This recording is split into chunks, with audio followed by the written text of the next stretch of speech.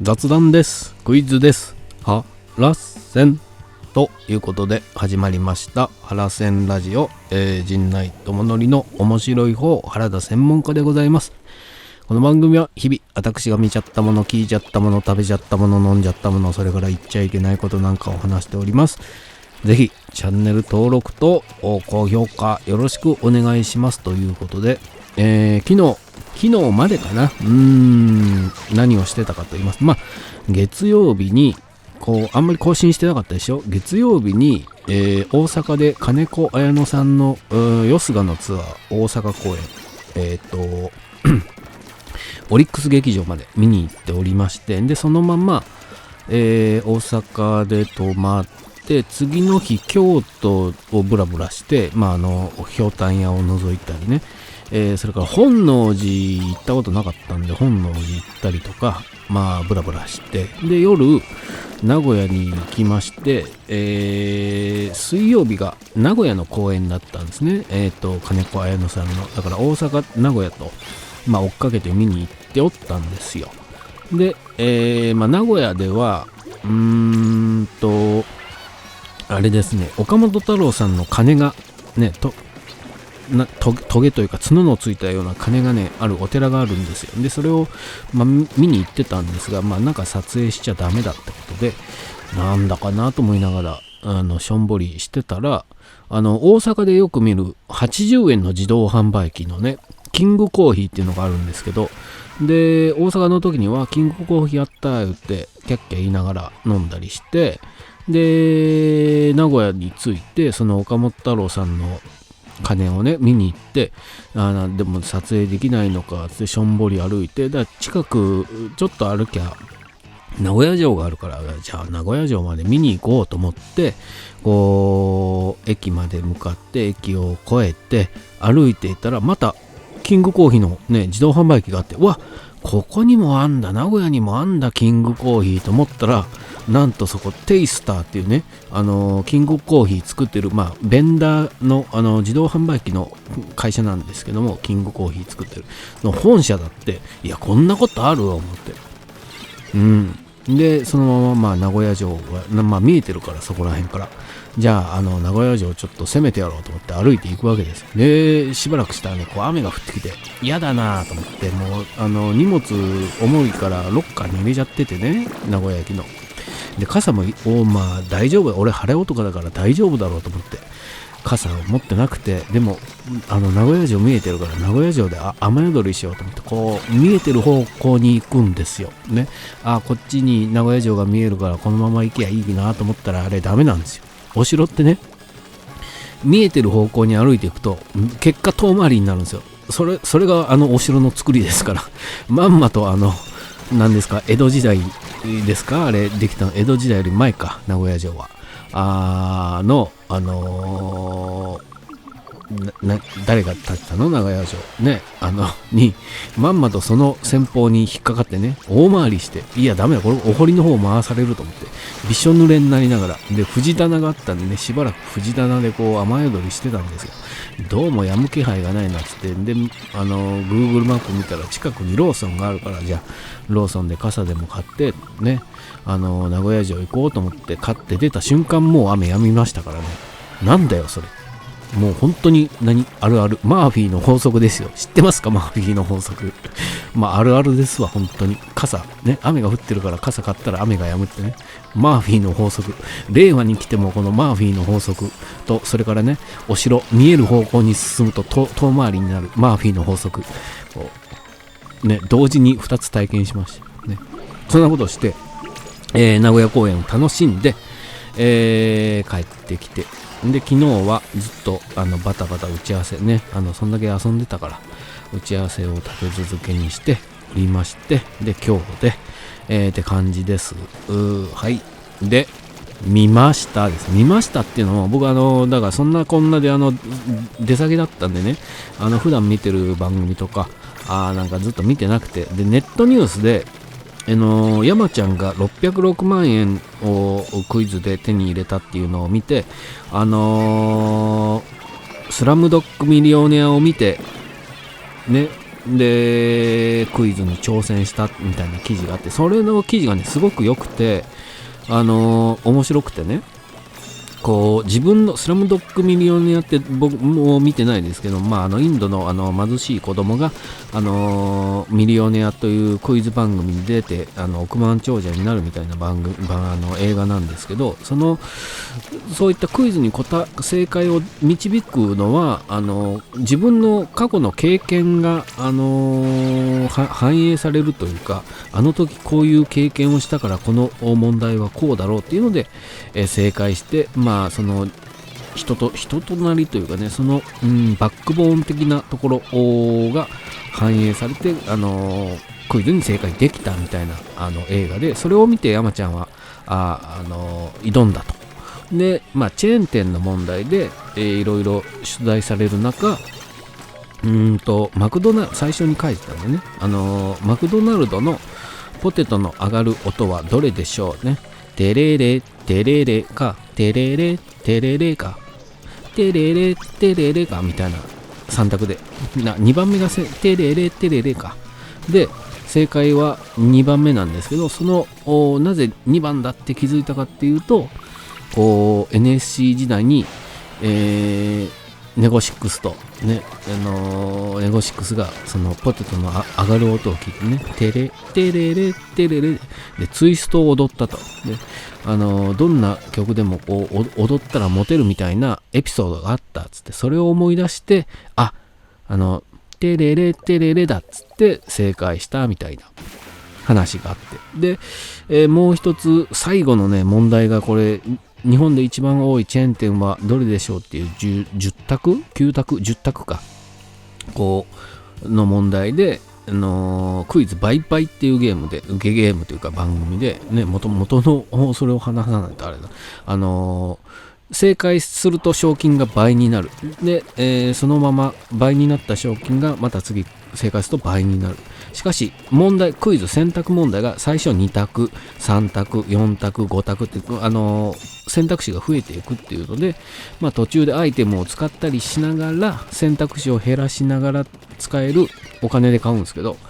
そういった番組で最終問題まで来て、で400いくらか400何万円あって、最終問題に挑んだ10択が非常に難しくて、日本で一番多いチェーン店はどれでしょう。吉野家、それから何があったかな、スターバックス、ドトール、松屋、富士そばとかね、34とかなんかいろいろあって、その中で吉野家かなって言って、それなんで吉野家かって思ったら、高校時代だったかな、長崎に修学旅行に行った時に、長崎ご当地のねちゃんぽんとかそういうものを食べずに行きがってね、長崎まで来て牛丼を食べる吉野家で牛丼食おうぜっつって尖ってたエピソードがあったから、ここでその人生回収できるかね、吉野家だろうって思ったんですけども、一応そのアイテムを使って選択肢を減らすんですけど、いくつ減ったか5個ぐらい減ってたのかな。でも吉野家とホットモットとか残ってて、でもホットモットって答えるんですよ。でそれの答え合わせをラジオでね、こうだったから、そのネゴシックスの話は全部ラジオでしてたんですけど、ネタ合わせするときに、ネタ合わせというか、NSC 時代にこれまたネゴシックスがチャムチャムね、唐揚げ食ってて、唐揚げうまいよねっつって食ってて、でも弁当屋の、当時ホットモットじゃなくてほっかほっか亭ですかの唐揚げうまいよねって、どこに行ってもネタ合わせするときにどこに行っても確かにホットモット、現ホットモットですね、ほっかほっか亭あるなってことで、ホットモットって答えたらそれが正解で600万手に入れたっていうね。それをネットニュースで見て、じゃあその番組見てみようと。で番組を見たら結果も分かってるし、ドキドキもしませんけども、もう一人ね、中条あやみさんも出てて、それもなかなか面白かったんですけど、出てて、そう結果を確認ですよねして、しかし僕は一番最初にこれネットニュースで見て、スポニチのネットニュースかながあまりにもラジオでこう喋った山ちゃんのこととその番組の説明のことが丁寧に書かれててね、そのネットニュース見たら本当にこう両記事でしたよ。番組、両方の番組ラジオそれからクイズ売買に対してもうちゃんと説明がされてて、本当にいい記事で、なんだったらそのクイズ売買番組本編、それから山ちゃんの不毛な議論よりもそのネットニュースが一番よくわかりやすくまとめたったなっていう感想でしたね。だから、まだ見てないって方はね、わざわざ TVer であるんで、わざわざ TVer で見たり、それから山ちゃんの不毛な議論をラジコで聞くよりも、ネットニュース見てください。それこそネット見ろですわ。それぐらいちゃんとこんな、ちゃんと書かれたネット記事もなかなか珍しいなと思って、そっちに俺は感動しちゃったっていうだけの話でしたけど、あと一つね、こう選択肢7択の時にね、なんとか富士そばね、富士そばの冠というか、なんとか富士そばっていうか書いてあるんですけど、それが何でしょうという7択の問題。1番が立ち食い富士そばなのか、2番元祖なのか、3番生命盛る名前の名で生命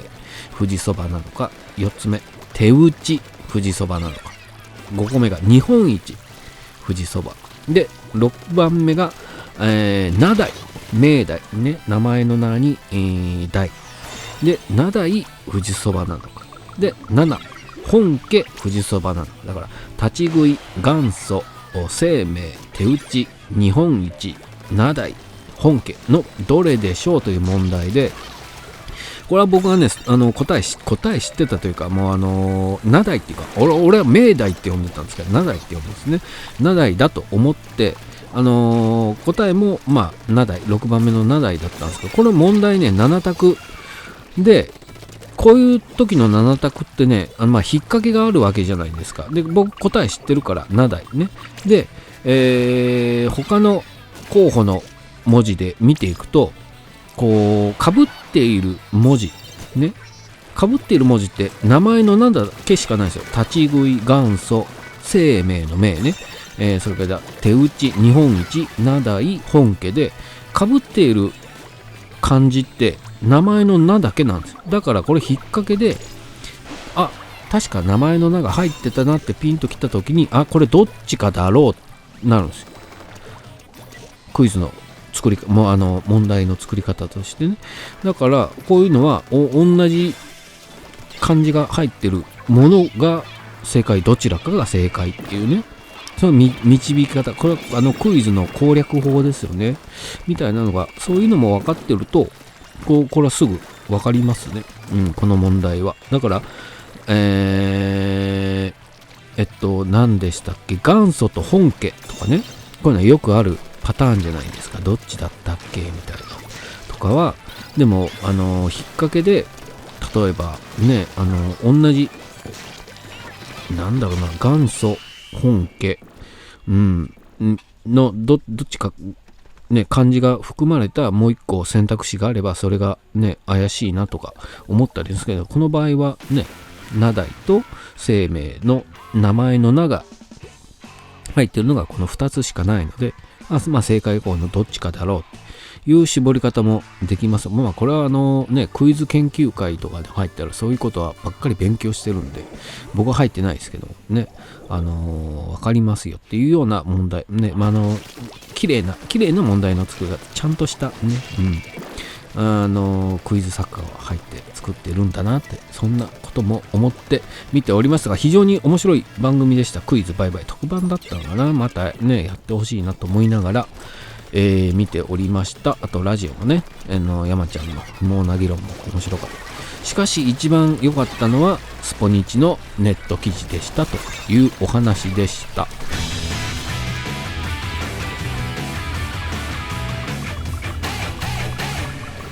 コント新聞記者、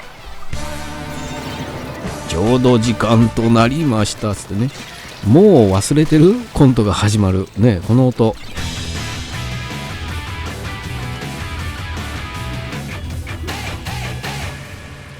コントつむぎちゃんロスね、本当にロスですわ、マジでつむぎちゃんロスでしょうがないということで、ぜひね、何でした、クイズバイバイ、それから不毛な議論 TVer と、ラジコでね、見えます聞けますんで、それからネット記事ね、探してみてください、といったところで、ぜひチャンネル登録と高評価よろしくお願いします。ありがとうございました。